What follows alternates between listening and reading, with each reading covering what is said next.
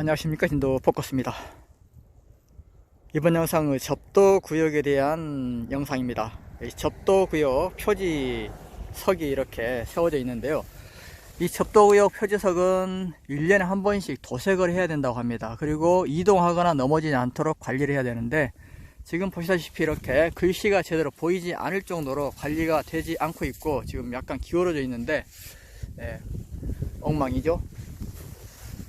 자, 접도구역은 일반적으로 20m 이내에서 지정할 수 있고, 또 고속국도 같은 경우에는 50m 이내를 지정할 수 있다고 합니다. 여기는 몇 미터나 되는지 한번 보겠습니다. 자, 1m, 2m, 3m, 4m, 5m, 6m, 7m, 8m, 9m, 여기까지 지금 9m가 나옵니다. 이 경사면까지 사실 도로구역으로 봅니다.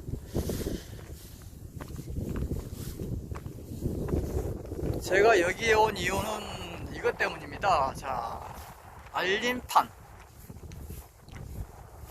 알림판이 똑바로 세워져 있으니까. 알림판이 이렇게 기울어진 지가 몇 년 됩니다. 이렇게 기울어져 있으니까 보기도 좋지 않고 불안정해 보이기 때문에 환경적으로도 굉장히 좋지 않은 그런 상태다라는 말씀을 드리고요. 또 바로 인근에 표지판이 또 있어요. 그리고 한 20여 미터 옆에 이렇게 또 알림 표지판이 있습니다. 내용은 거의 비슷하죠. 여기 내용을 보시면은 너무 좀 허술하게 적혀 있습니다. 접도구역 안에서는 도로법 제40조 제3항의 규정에 의하여 일정 행위를 금지하고 있습니다. 이 일정 행위가 무엇인지 구체적으로 알려줘야 이 사람들이 정확하게 인지를 하고 그 행위를 하지 않을 텐데, 이렇게 해놓으면은 우리가 도로법 40조 3항이 무엇인지 어떻게 알겠습니까? 그리고 접도구역 표주는 저게 지금 아까 보여드린 그게 표주라고 하는 것 같습니다. 저는 표지석이라고 했는데 표주는 무단 이사를 하거나 송기하는 행위는 금지되어 있습니다. 저 표주를 움직이지 말라는 얘기죠. 누가 저 표주를 움직이겠습니까? 저거 하나 움직이지 말라고 이렇게 크게 이 스텐으로 표지판을 설치를 했는데, 이 설치한 것 자체가 이렇게 기울어지게 엉터리로 설치를 했다, 이거 자체가 문제라는 겁니다.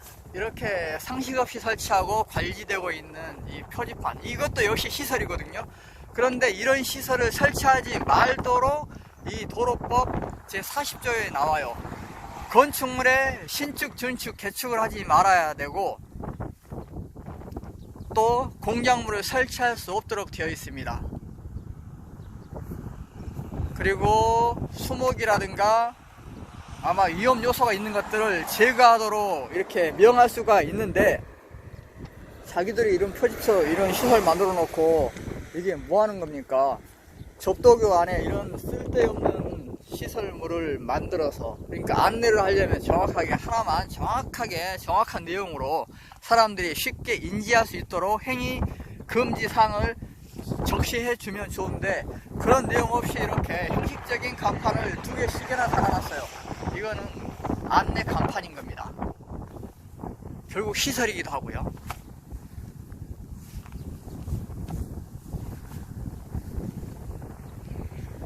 저는 대한민국의 모든 부패의 원흉은 공무원들에 있다. 특히 그 단속 공무원들 있죠. 일반 민원을 처리하는 그런 부서 말고 단속 업무를 하는 그런 부서, 건축법 위반이라든가 보조공법 위반이라든가 모든 단속 권한을 가지고 있는 그 공무원들이 제 역할을 하지 않기 때문에 부패 공화국이 되었다, 저는 그렇게 확신을 합니다.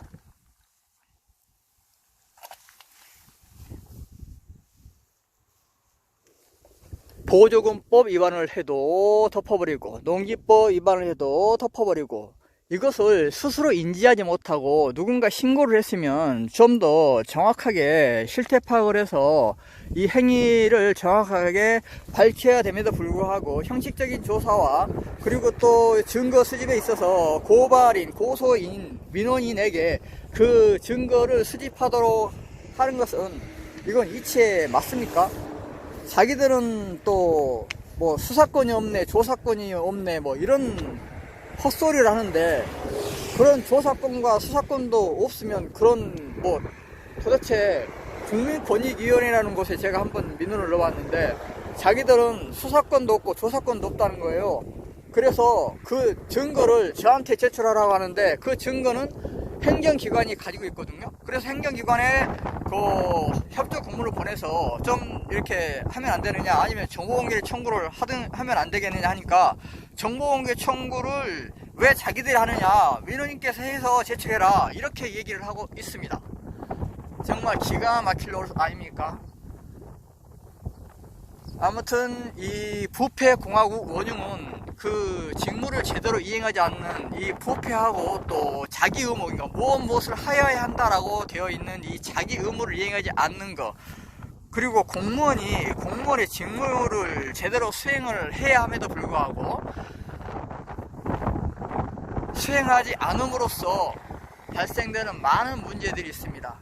그러니까 본인들이 원래 전기단속, 그 다음에 수시단속 이렇게 할 수 있는데 그런 행위를 하지 않고 정작 그 고발이나 민원이 들어갔을 때조차도 제대로 조사하지 아니하고 범죄를 덮는데 급급하더라 라는 얘기입니다. 그래서 저는 이 나라를 부패공화국이라고 칭하고, 또 이 부패공화국의 원흉은 바로 그러한 범죄 행위를 제대로 단지하지 못하는 관계 공무원들한테 모든 책임이 있다, 그렇게 말씀을 드립니다. 부패 공무원 공직기강 확립, 그러니까 부패 공무원을 청산을 하려면은 제대로 징계하고 또 처벌하고 퇴출을 시켜야 되는데 그것마저도 안 되고 있는 것은 위에서부터 아래까지 모두 다 썩었다, 공무원들은 공무원 동일체, 검사는 검사 동일체, 이런 식으로 자기 식구 감싸기에 급급하다 보니까 전임 공무원이 잘못한 행위에 대해서 후임자가 와서 또 그것을 제대로 바로잡지 못합니다. 그리고 어차피 그 행정기관에 자체적으로 가지고 있는 자체 감사 기관이 있잖아요. 감사 부서가 있는데 그 감사 부서의 직원들은 전문적인 지식을 가지고 있는 그런 그 사람들이 아니라 순환 근무에서 그냥 그 자리에 있을 뿐이고, 또 몇 개월 뭐 몇 년 지나면 또 자리를 이동하기 때문에 언제 상황이 바뀔지 모르잖아요. 그러니 그 자리에 있으면서 해당 공무원에 대해서 정확하게 징계하고 처벌하지 못한다. 왜냐하면 입장이 또 바뀌면 그 사람이 또 아쉬운 소리를 또 해야 되잖아요. 그런 악순환이 계속 반복되고 있고, 우리가 이제 정관이유라는 말도 많이 하는데 정관에 대한 어떤 그런 것을 지켜주지 않습니까? 그렇듯이 이 공무원들도 공무원들이 자기들끼리 이 범죄를 덮어주고, 내가 이상한 것은 공무원들은 자기 직무에 충실하면 되잖아요. 그런데 왜 범죄자들을 덮어주는 것이고 비호해주는 것이죠? 저는 그게 이해가 안 갑니다. 자기들이 뭐 어디 뭐 선거에 출마할 것도 아니고 잘 보여가지고 뭐 어디 출세합니까? 공무원이 직무 수행을 충실해서 거기에 대해서 어떤 그 상을 받고 또 죄를 졌을 때는 벌을 받는 게 맞는 거 아닙니까? 그런데 범죄 행위를 덮어주고 비호하고 뭐 과태료 부과를 해야 한다고 명시가 되어 있는데 과태료를 부과하지 않고 이행 강제금을 부과하라고 하니까 계고를 몇 번 하라는 그런 게 법에가 명시가 되어 있지 않기 때문에 계고를 10번이고 20번이고 계고만 뭐 계속 하겠다, 이런 말을 하니 참 기가 막힌 일이고, 아무튼 법 해석부터 이 직무 수행 그리고 민원 처리에 반해서 모든 행위가 다 매우 부당하게 처리가 되고 있다. 정말 이 썩어빠진 부패공화국을 어떻게 하면 좋습니까? 검찰총장 출신이 대통령이 되면은 그래도 좀 이 범죄자들을 엄단하고 처벌하고 이런 기강이 바로 세워질 줄 알았는데 정반대예요. 전혀 지켜지지 않습니다. 하나도 바뀐 게 없어요. 오히려 더 부패 공화국이 더 강화되고 공고히 되고 있지 않나 그런 생각이 듭니다. 정권이 바뀌나 뭘 하나 뭐 시장 구조가 바뀌나 달라지는 것은 없고, 예, 썩어 빠진 이 나라에서 그러니 이 국가 기강이 흔들리고 또 국제적으로 망신살을 사고, 그리고 국위가 땅바닥에 지금 떨어져 있지 않습니까? G7에도 초대받지 못했다고 하는데, 그런 것들이 그만큼 국가로서의 어떤 그 위치, 지위가 낮아졌다, 그렇게 볼 수 있는 거 아니겠습니까?